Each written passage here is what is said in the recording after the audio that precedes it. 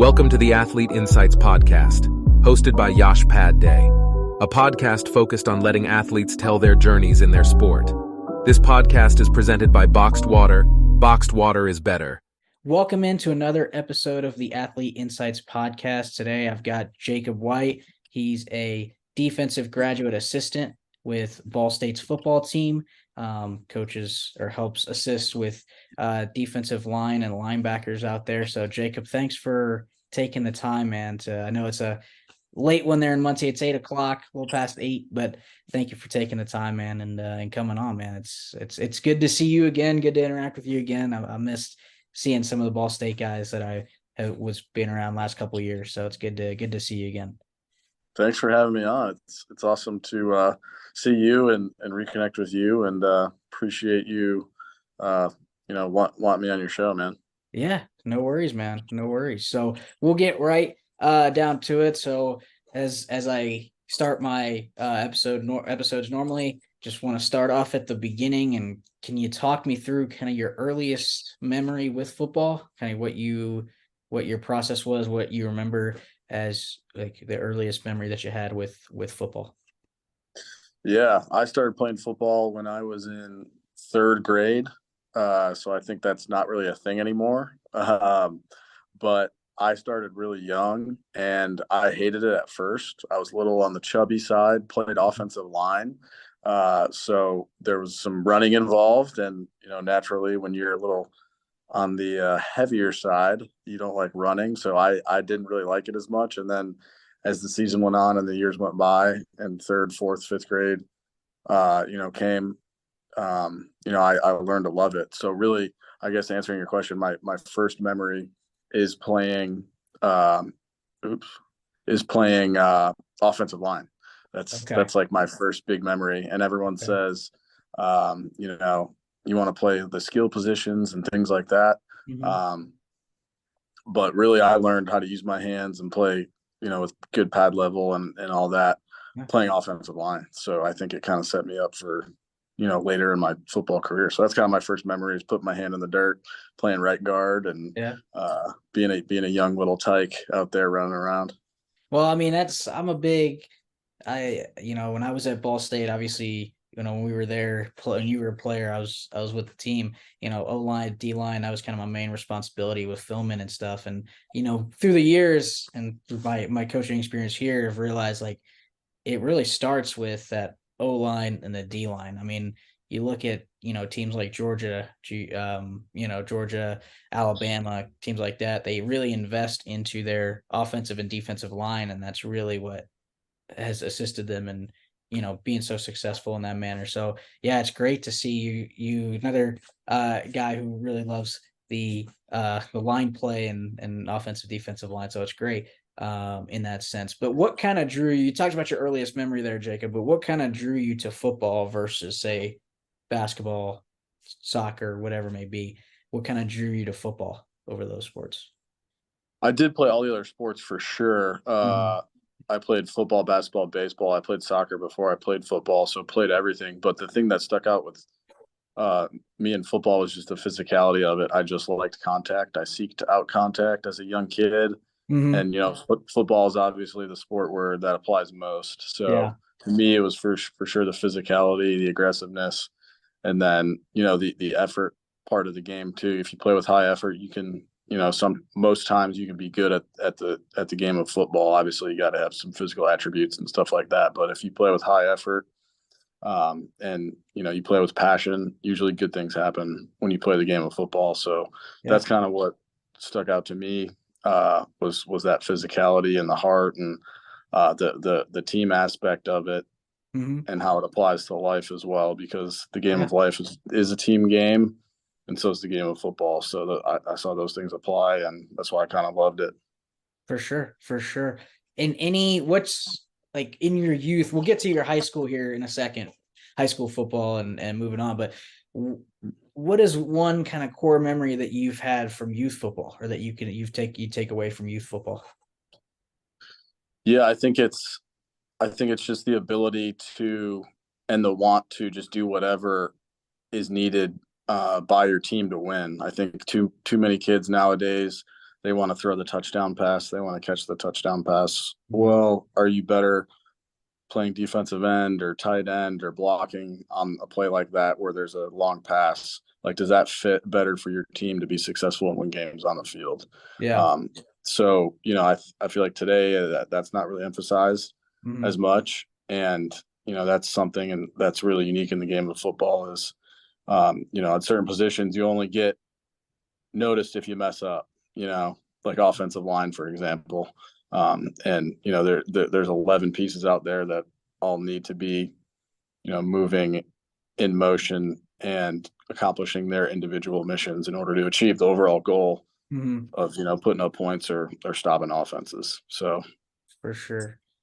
And transitioning kind of now, you mentioned the lost art there, but now, I mean, you have the ability now, you're coaching your GA, right, to impart that to the next generation of players. So that's great in what you're doing there. So but moving into your kind of high school football career, talk me through that. Talk about your high school talk about your high school career there and how your high school career went and what your experience was within your high school career out in Illinois. yeah, I went to Hinsdale Central High School. It's in the western suburbs of Chicago. It was a really good high school, really like high academic high school too. Mm-hmm. And I was close to going to a different one that wasn't as competitive in sports. I was close to going to Westmont High School, like Okay. which is where you grow up, like in the county. But I was fortunate enough to go to Hinsdale Central, a great high school. I Mm-hmm. played football, basketball, and baseball all 4 years of high school there, which is Mm-hmm. not as common now. Everyone's told to specialize and things like that. Yeah. But I saw a lot of value in competing year round and cross training and the lateral quickness and sudden movements in basketball. Those could help in football, and then the quick mental makeup of baseball. You have point 0.02 seconds to make a decision whether to swing your bat or not, or whatever it is. Yeah. Yeah. The mental quickness there kind of helps out. I felt like with football as well. So it all kind of blended together to me, and it all kind of made me a better athlete and a better football player at the end of the day. So it was awesome to go to that high school. I was around some really good athletes. One of my good buddies, or a couple of my good buddies, played at Michigan State, and Colgate. Played in the NFL. So I've been around some good athletes at high school, Yeah. which was really cool and unique in that sense. And that's great to be around those guys, and especially I know you have one of your buddies plays for the Rams, right? Or does he still play for the Rams? I think I'm assuming. Yep. Yeah. Brian Allen. Yep. Yep. So plays for the Rams. Having those connections, and learning off of that, and being at a high school with that kind of talent was it's got to be great. And being around those guys. So talk about, and I like to talk through my athletes that I interview about kind of their recruiting process in high school. So can you kind of briefly touch on kind of your recruiting process throughout high school and kind of how that experience went, your recruiting experience? Yeah, it was really frustrating for me. I didn't have a Twitter, so I didn't know how recruiting worked back then. Okay. And Twitter is obviously a big, a big Cool platform to get recruited Yeah. for college athletics, and I didn't even have one. Mm-hmm. So like I didn't know how to play the game. I always thought you post your highlights and you post some, athletic movements. I thought that was bragging. It wasn't being humble in a sense, which is so far from the truth now that I look back. Yeah. So I didn't really push myself the way I should have, like pushed Mm-hmm. my talents the way I should have, and I didn't understand the process. I should have been more proactive. But I was able to have good enough senior film and was able to get noticed that way. And really, the only reason I came to Ball State is because there's this guy named Aaron Mershman who I saw at a Cincinnati football camp when I was going into my senior year of high school, and he saw me and took a liking to me, stayed in contact with me. At the time, he was a GA for Bowling Green, but he was a Ball State graduate, and then Okay. I just maintained a relationship with him throughout the fall. And then there was an inside linebacker here who got hurt. He had a season-ending injury, and then it opened up a spot. My senior film was good enough, so I just slid in at the last second, and gray shirted. So came in essentially the next year, starting in January of 2015. Yeah. So it did work out in the end. I had one other offer from South Dakota State, but I didn't fall in love with it the way that I fell in love with Ball State when I took my visit. For sure.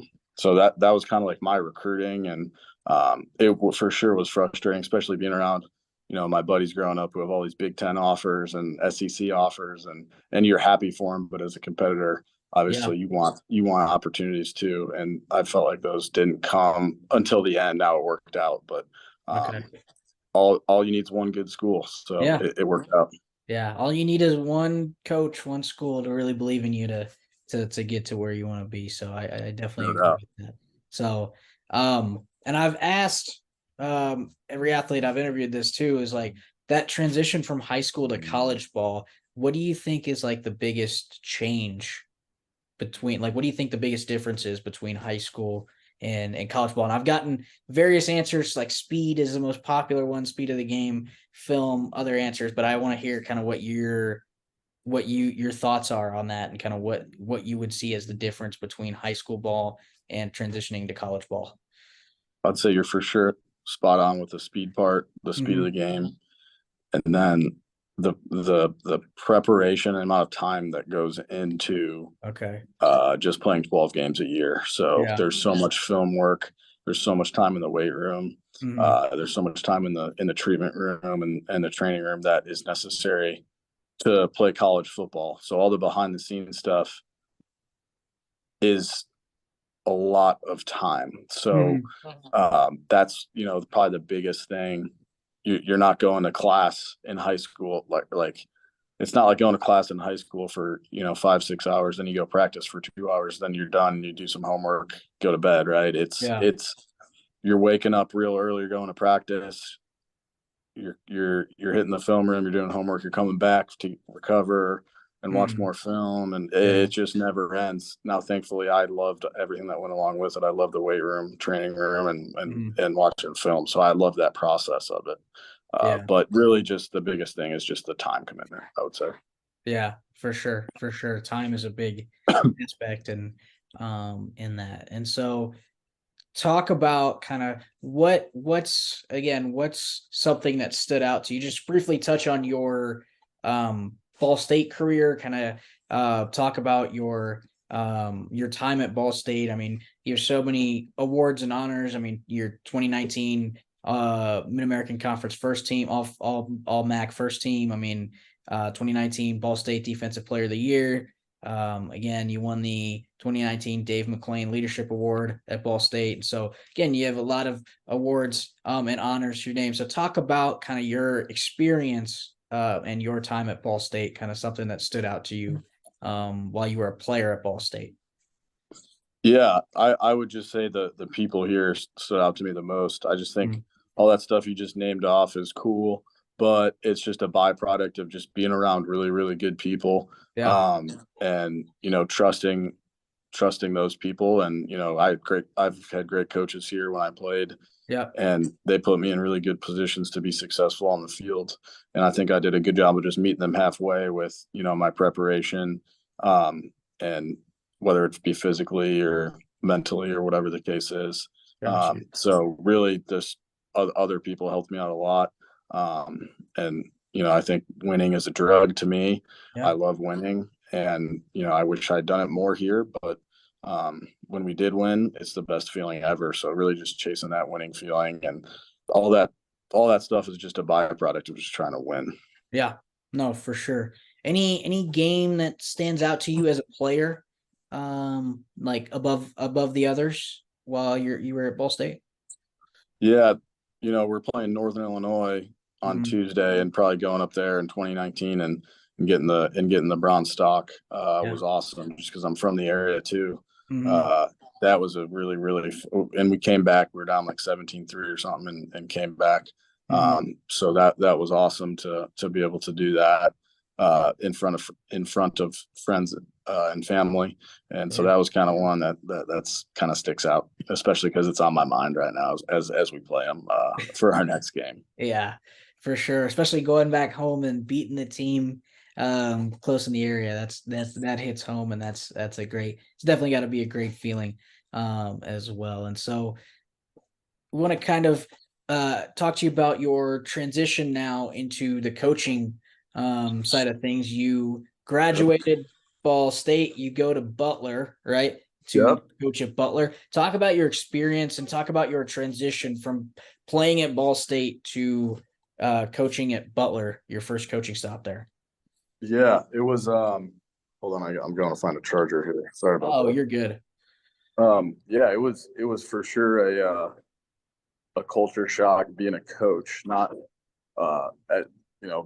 being a player and then a coach. Like, you just don't realize all the behind the scenes things that go into being a college athlete. Yeah. And really, I didn't appreciate, I think, or I didn't know really the amount of time needed on like the operations side of everything that goes, hey, there's meals, there's all these types of things, there's travel, a hotel, all this stuff that you kind of take for granted, that's just set up in there for you. So like when I went to Butler, just the level of the program, obviously it's a non-scholarship program, and it's awesome. I had a great time there. And learned a lot, but it doesn't have as much financial backing as Ball State. So when I came back to Ball State recently as a coach, it felt like I was at like Alabama. You know what I mean? Yeah.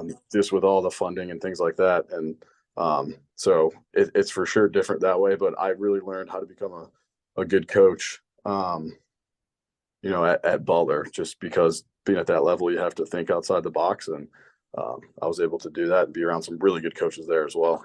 Yeah.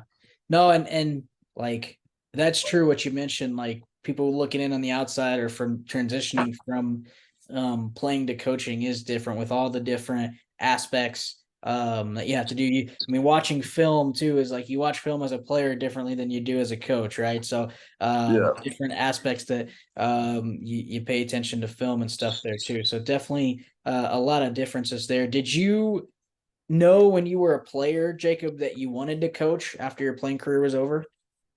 Yeah, that's a good question. I think in the back of my mind, I always did, for sure. And I went through a lot of other, scenarios in my head with what to do, when I was done playing. But coach is one that for sure stuck out the most to me. And I thought about, joining the military. I thought about doing all this, doing something in business. I thought about, so many different things, and then coaching, obviously. So I went down all these paths and contacted people in each profession. And really what always came back to me was like just that locker room camaraderie. And, being around the guys and things like that. And I have that in coaching, just with coaches, you know what I mean? And then with players as well. So always loved coaching, and it really for sure was kind of a seamless transition for me. For sure. Now there were some parts of it, like technology wise, that I needed to get better at, like Excel and things like that. Which I'm better at now. But when I first started coaching at Butler, I didn't really know even how to use like a copier. You know what I mean? So like just getting over things like that. No, I got you. And learning that way, I think was real big in my long-term development as a coach. And it makes coaching so much easier if you can be good with technology. And thankfully I've gotten better each day, so it's been awesome. Yeah, and you kind of hinted at it there, but how would you say that your experiences as a player has shaped you as a coach? How would you say that your that's a great question. I think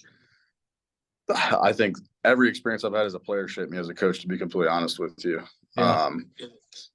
Like from the way you lead as a player, Yeah. on the field and off the field. Mm-hmm.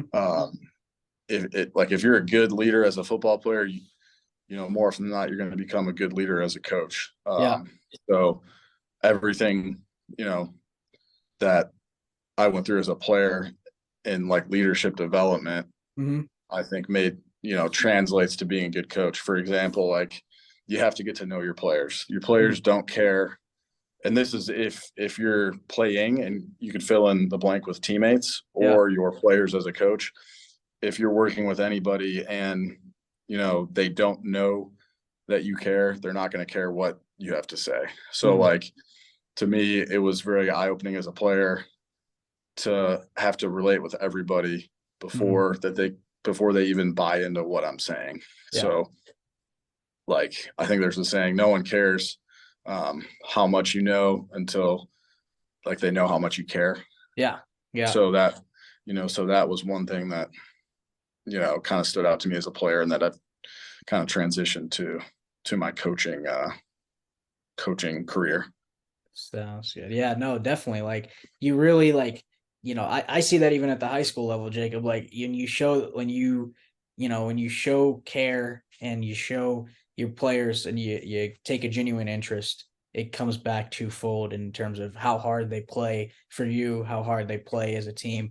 So yeah, it's definitely, I definitely agree with you there, is you need to get to know, because each player practices differently, learns differently, does things differently. So definitely, getting to know it, being able to adjust to that. Definitely, I agree with that within the players. So definitely agree with you there. And so you coached at Butler, you come back to Ball State. So you've been coaching for a decent amount of time. So want to touch on, I'm getting my doctorate. I'm teaching classes. They have me do a teaching philosophy here.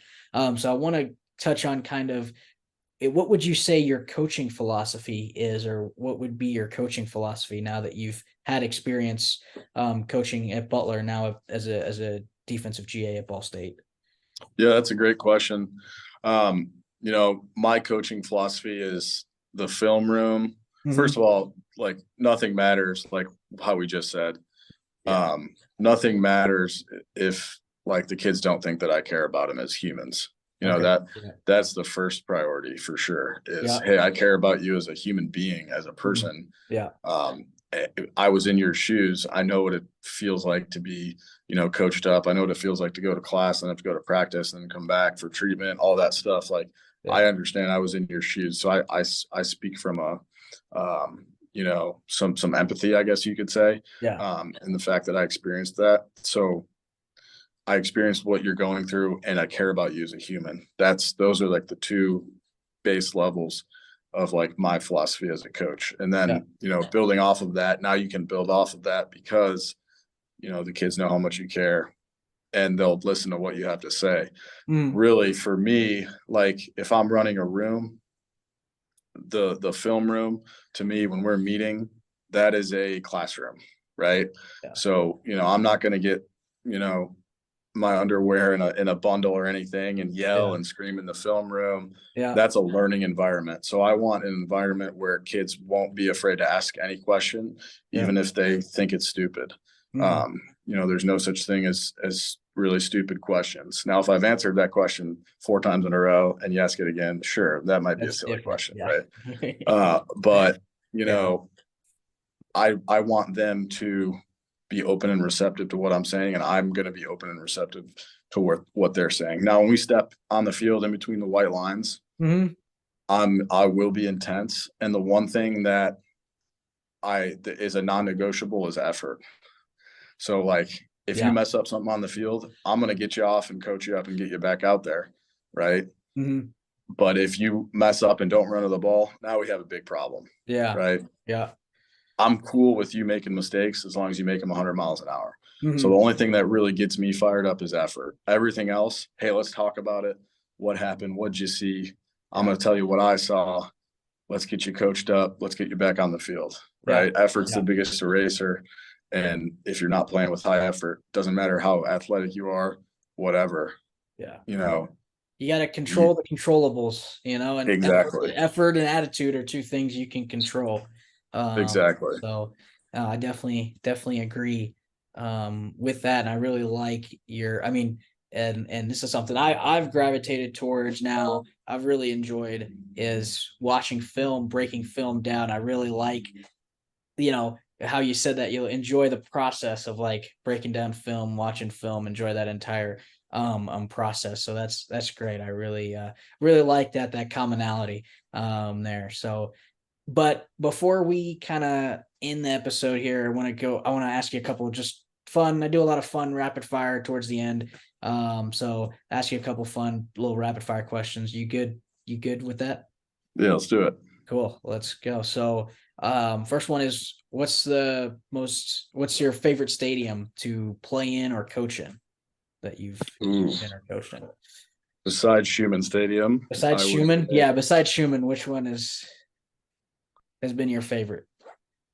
it was cool to play in Notre Dame Stadium. There we go. Yeah. That was fun. Yeah. Cool. It was a cool environment.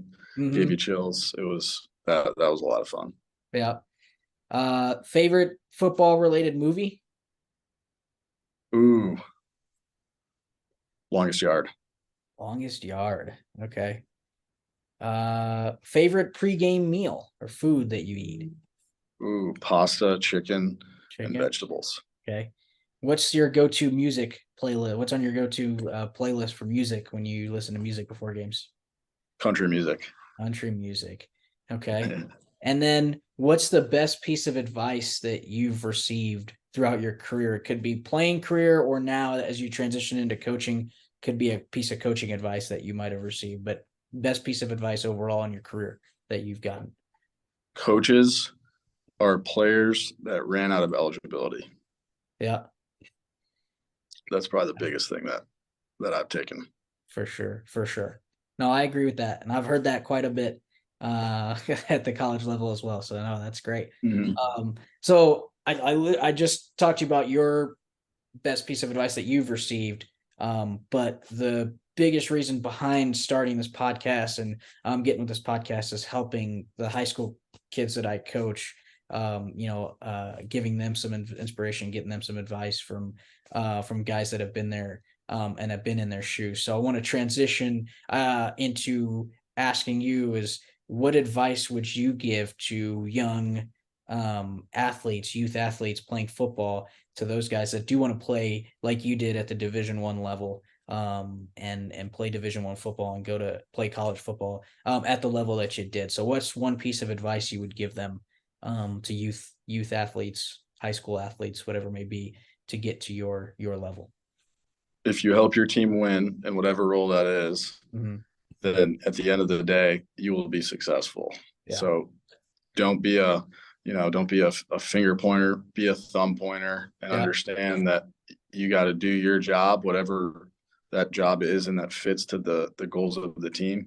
Yeah. Do it to the best of your ability, and everything else will work out in the end. Control the controllables, and understand that it's a marathon. It's not a sprint. And people with good attitudes, high effort, and are consistent will always come out on top and accomplish what they want to. For sure. No, I totally agree with that. Right. Being able to know it's a team game, knowing your kind of what role you can play to help the team really goes a long way. So I appreciate that, Jacob. Thank you. Thank you so much, man. Appreciate No problem. you. Thanks for having me. But yeah, that's all the time we have for this episode of the Athlete Insights podcast. Make sure you follow my podcast. I put it up on YouTube, Twitter, Instagram, Facebook. I'll put links up on there as well. I'll have Jacob's social media handles tagged as well within the video. So make sure you guys go follow. You guys can follow Jacob on his social media handles and his channels as well. But again, I know it's late in Muncie, but thanks for taking the time to sit down and chop it up with me, talk some ball, and really enjoyed kind of learning about your career, your process, and then your transition as well. So I appreciate that, providing those insights.